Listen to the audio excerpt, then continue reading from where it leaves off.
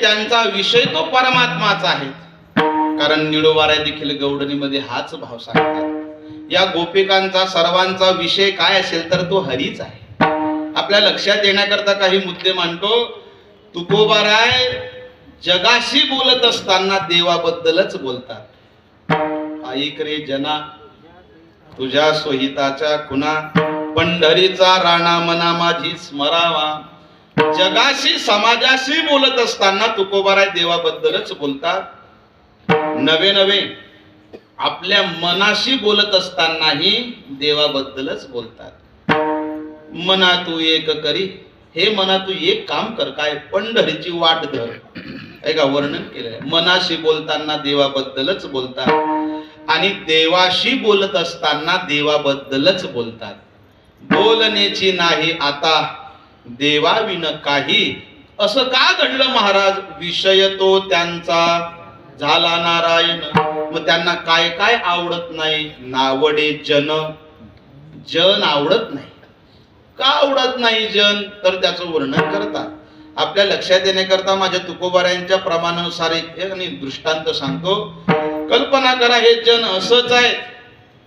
मागील वर्षी आणि आषाढी वारीच्या अगोदर माझं सर्व कुटुंब घेऊन मी पंढरीच्या दर्शनाकरता, पांडुरंगाच्या दर्शनाकरता गेलो.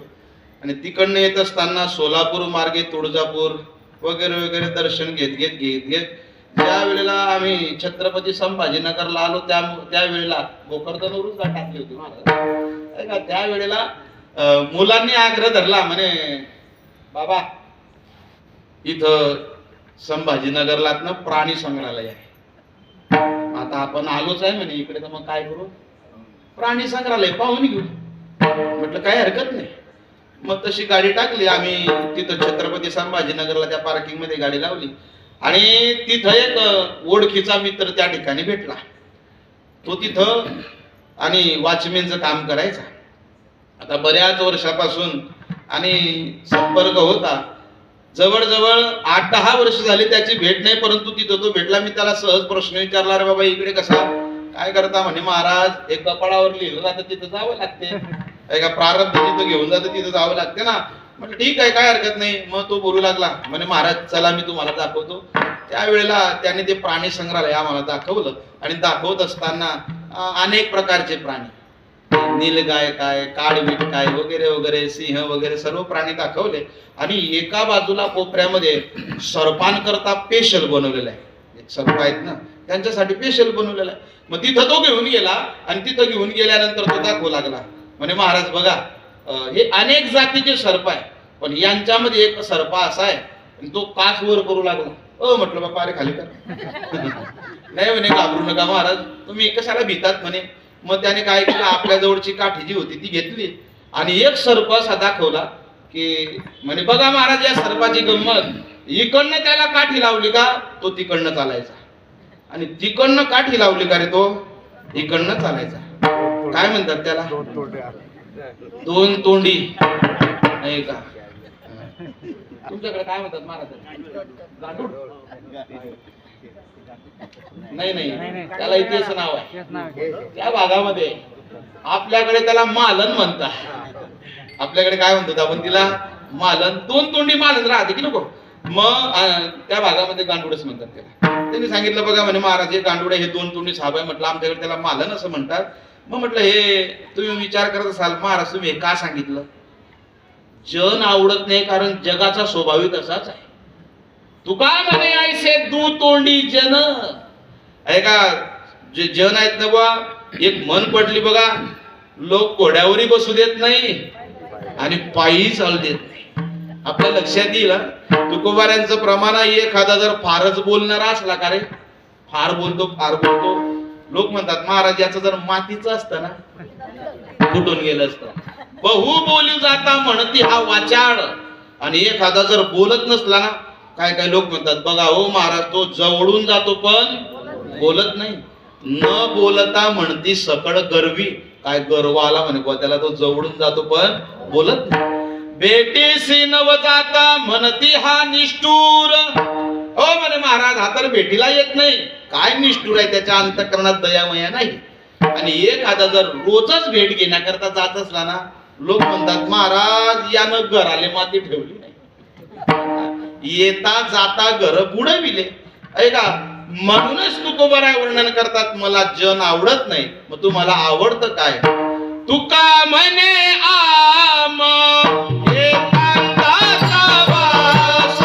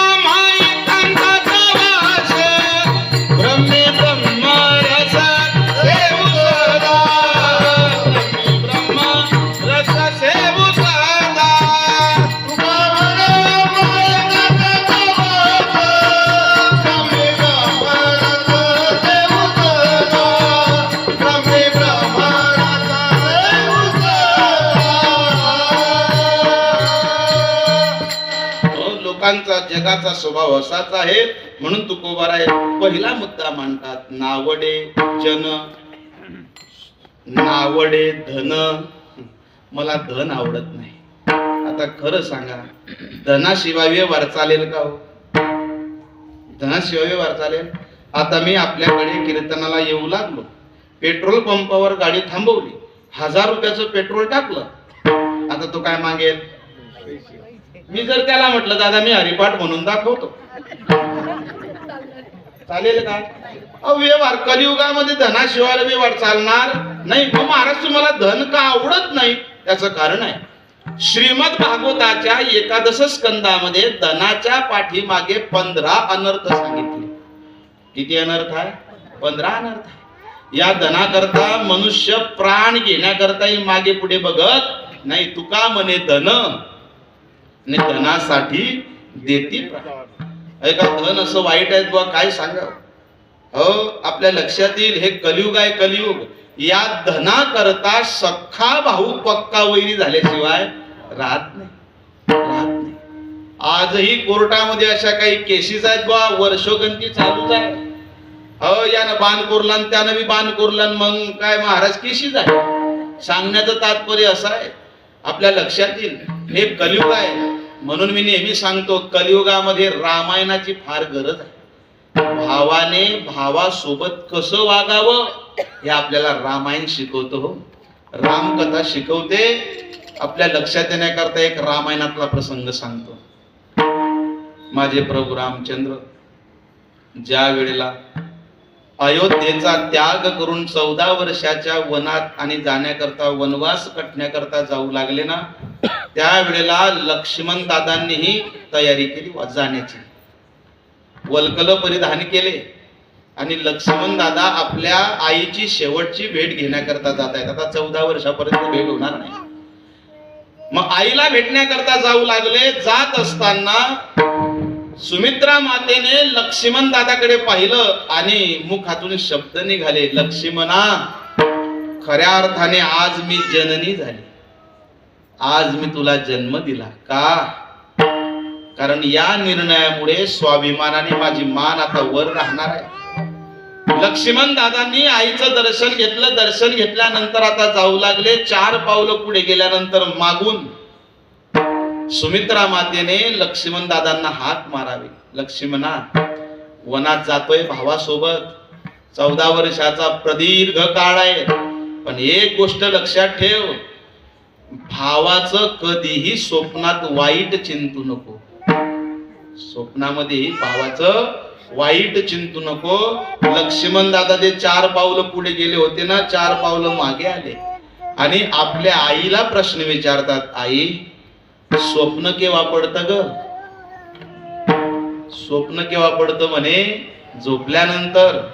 हा तुझा लक्ष्मण तुला वचन देतो, तुझा लक्ष्मण 14 वर्षापर्यंत झोपणार नाही, आणि मी जर झोपलो नाही तर भावाचं वाईट चिंतन स्वप्नात देखील येणार नाही. लक्ष्मणाने सेवा केली रामचंद्राची, लक्ष्मणाने सेवा केली रामचंद्राची. 14 वर्षे आहार निद्रा नाही तयासे. श्रीराम जय राम जय जय राम. आरती ओ वाळू सुंदर मेघश्याम. काय रामायण आपल्याला काय शिकवत आहे बघा मायबापांनो, सज्जनांनो. रामकथेची या कलियुगामध्ये नितांत गरज आहे. या तना करता सख्खा भाऊ पक्का वैरी होतोय हो कलियुगामध्ये. म्हणून भावाने भावाशी कसं वागलं पाहिजे रामायण शिकवतं. तुकोबाराय सांगतात या धनाच्या पाठीमागे अनर्थ आहे, अनर्थ. धन म्हटल्यानंतर दुःखच आहे बा, तुम्ही काही म्हणा. ज्याच्याकडे नाही नाही म्हणून दुःखी आहे, ज्याच्याकडे नाही म्हणून काय आहे दुःखी. ज्याच्याकडे काहीच नाही बा म्हणून तो दुःखी आहे. बरं ज्याच्याकडे भरपूर आहे, भरपूर आहे म्हणून दुःखी आहे, असं काय म्हणतात महाराज. बघा तुम्ही अनुभव घेऊन बघा. रात्रीच्या वेळेला स्वयंपाक घरात त्या रॅकवर उंदीर जरी कुदला का रे, हा म्हणतो आले रे. ज्याच्याकडे नाही नाही म्हणून दुःख, आणि ज्याच्याकडे भरपूर आहे ते सांभाळण्याचं दुःख. विठ्ठल विठ्ठल विठ्ठल सांगतात मला हे धन आवडत नाही. नावडे जन धन माता पिता.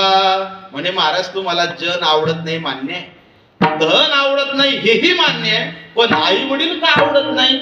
एके ठिकाणी तुम्हीच तर सांगितलं ना म्हणे ज्याला या कलियुगामध्ये आई वडील आवडत नाही त्याच्यासारखा पापी या जगात कोणीच नाही. तुका म्हणे पाप माय नावडे जया बाप. त्याच्यासारखा तो कितीही तीर्थयात्रा करू द्या, 4 धाम यात्रा करणारा मुलगा असला आणि घरामध्ये जर आई वडिलांना खाण्याकरता देत नसेल तर त्याच्या तीर्थयात्रेला काडी किंमत नाही. कारण शास्त्र सांगताय बघा, अनाडी दुनिया भजन बिना कैसी तरियो. जिंदा बाप को रोटी न देबे मरे बाद पचतैयो रामा, मरे बाद पचतैयो. मुठ भर चावल दाबे धर के, मुठ भर चावल दाबे धर के कौवा बाप बनैयो रे. भजन बिना कैसी तरियो. जिवंतपणे आई वडिलांचा त्रास देतोय, नवे नवे आई वडिलांना वृद्धाश्रमामध्ये पाठवतोय. अशा मुलासारखा पापी मुलगा जगात कोणीच नाही. एक वाक्य सांगून जाईल, आपण बहुश्रुत आहात, आपण बहुश्रुत आहात. जरा लक्षपूर्वक ऐका, फक्त म्हणण्याकरता नाही बर का. ज्या वेळेला नवीन सून घरामध्ये येते ना, त्या वेळेला ती सून आणि सासू दोघं नातं लावतात एकमेकांना. सूनबाई आई म्हणते आणि सासूबाई तिला मुलगी म्हणते. नुसतं म्हणण्यासाठी नाही हो, मग नातं लावलं पाहिजे ना, म्हटलं पाहिजे, पण तसं वागलंही महत्वाचं आहे. ज्या दिवशी खऱ्या अर्थाने एखादी सून आपल्या सासूबाई सोबत आई सारखा व्यवहार करेल ना, त्या दिवशी आपल्या महाराष्ट्रातले वृद्धाश्रम बंद झाल्याशिवाय राहणार. अजून माझं वाक्य बाकी आहे. तुम्ही टाळ्या वाजवल्या, मला आनंद झाला. माझं बोलणं तुम्हाला कळालं याच्यावरून हे सिद्ध झालं, पण माझं वाक्य अजून बाकी आहे. ज्या दिवशी एखादी सासूबाई आपल्या सूनबाई सोबत मुली सारखा व्यवहार करेल ना, त्या दिवशी एकही सून रॉकेल टाकून पेटवून घेणार नाही. ऐका आता वाजवा.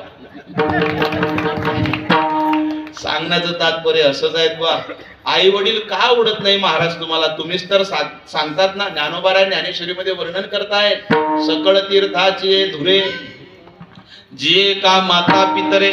हो, आई वडील सर्व तीर्थांमध्ये श्रेष्ठ तीर्थ आहेत ना. मग तुम्ही म्हणतात मला आई वडील आवडत नाही, पण कोणते आई वडील आवडत नाही? जे परमार्थासाठी प्रतिबंध करतात ना, ते आई वडील आवडत नाही. माय बाप जरी सरपिन का पोक्या, असे जर आई वडील असतील ना परमार्थामध्ये आडवे येणारे, ते आई वडील जे प्रतिबंध ठरत आहेत, ते आई वडील मला आवडत नाही. आपल्या लक्षात येईल म्हणे मग महाराज असे आई वडील जगात आहे का? अहो सांगूच नका. या जगाच्या पाठीवर असेही काही आई वडील आहे.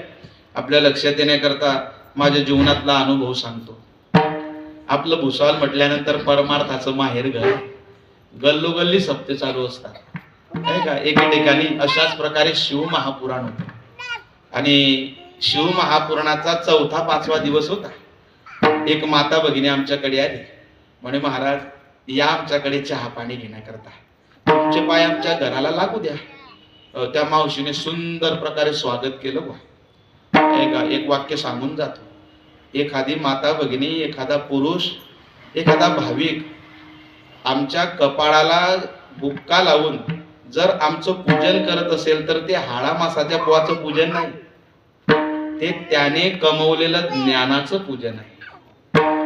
आळंदीला राहून आणि तीर्थक्षेत्रावर राहून त्याने जे पुण्य कमवलेलं आहेत ना, त्याच्या ठिकाणी जे विचारधारा आहे त्या विचाराचं ते पूजन असतं, कोणी हाळा मासाच्या पोवाचं पूजन नाही.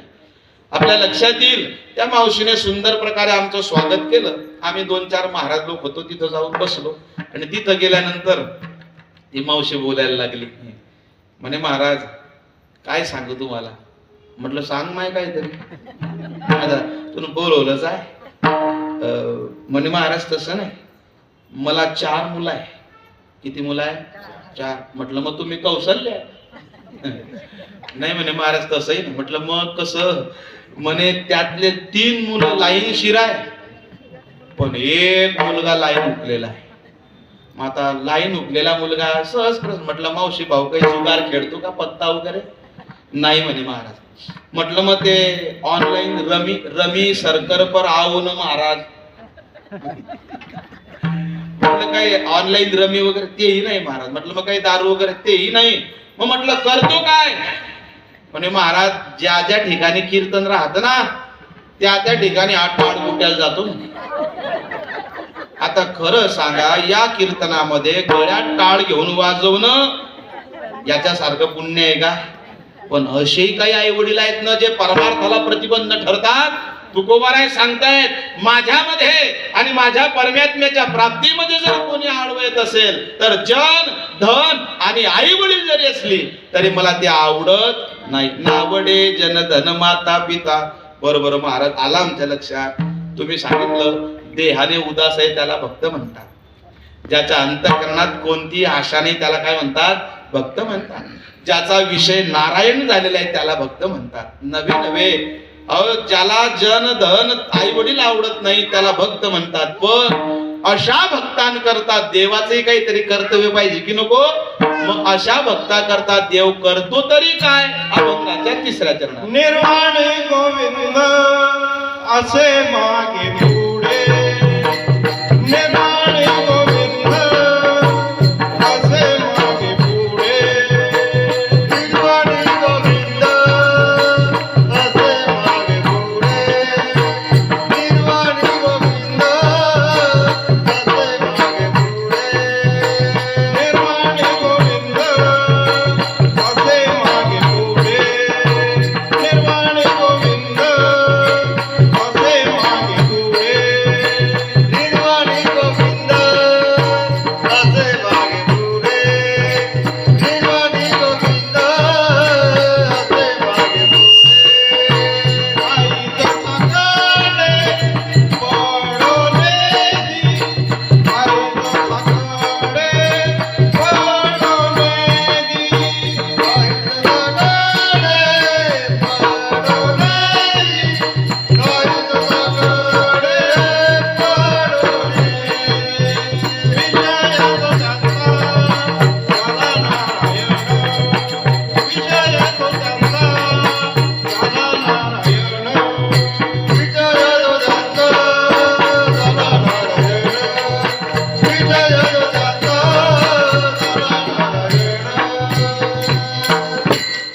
अभंगाच्या 3ऱ्या चरणामध्ये तुकोबाराय या भक्तांकरता परमात्मा करतो काय त्याचं वर्णन करतात. अरे निर्वाणी गोविंद असे मागे पुढे, निर्वाणीचं संकट जरी आलं ना, प्राण संकट जरी आलं तरी परमात्मा त्यांचं रक्षण करतो, मागे पुढे उभा राहतो. हो, आपल्या लक्षात येण्याकरता एक उदाहरण सांगतो, कल्पना करा. द्रौपदी मातेचं चरित्र आपण ऐकतो.